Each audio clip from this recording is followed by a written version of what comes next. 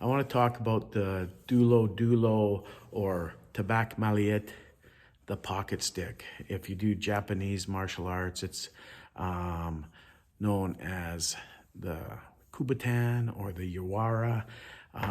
You have these typical keychain ones, although this one's a downsized one that I had a friend of mine manufacture us some of these so they wouldn't wreck the ignition in your car, because those heavy ones are not good for your ignition.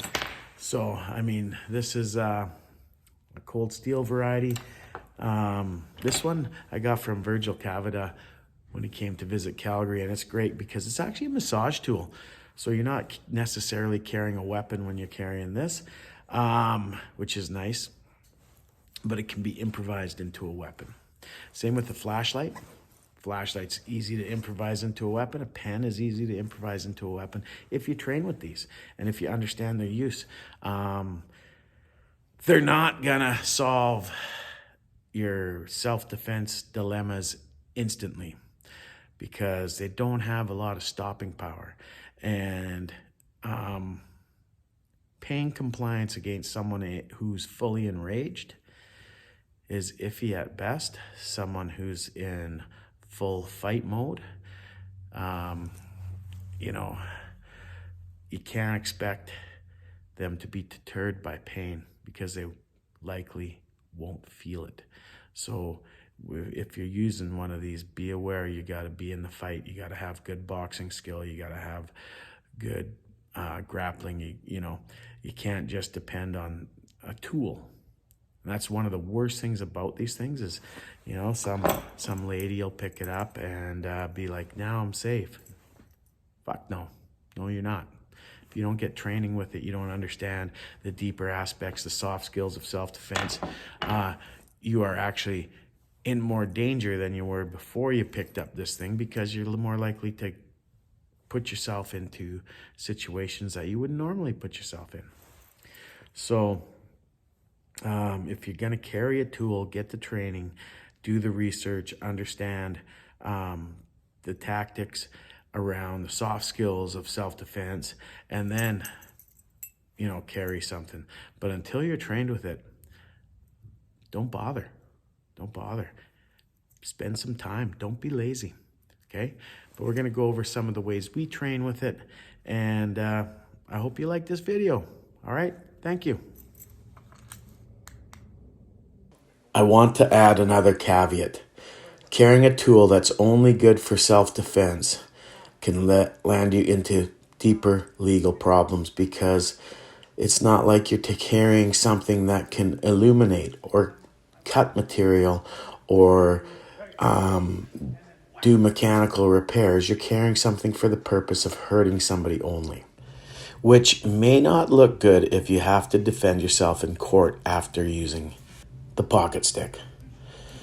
Now, what we were just showing was some defenses applied with the pocket stick. And here we're going into flow drills. Now, Filipino martial arts uses a lot of flow drills. Most Filipino martial arts use this one here. Flow drills allow us to practice movements over and over and over again. It allows us to have a framework to be creative with. So while this 3 or 4 count patty cake drill we do over and over again, we practice a block, a pass, a press, and a counter strike in it. This is not fighting, and this is not the only way we train. But this is one of the drills that sets Filipino martial arts apart from a lot of other martial arts. And it's one of the things that makes it so fun to train. And it allows you to try stuff that you won't do in sparring.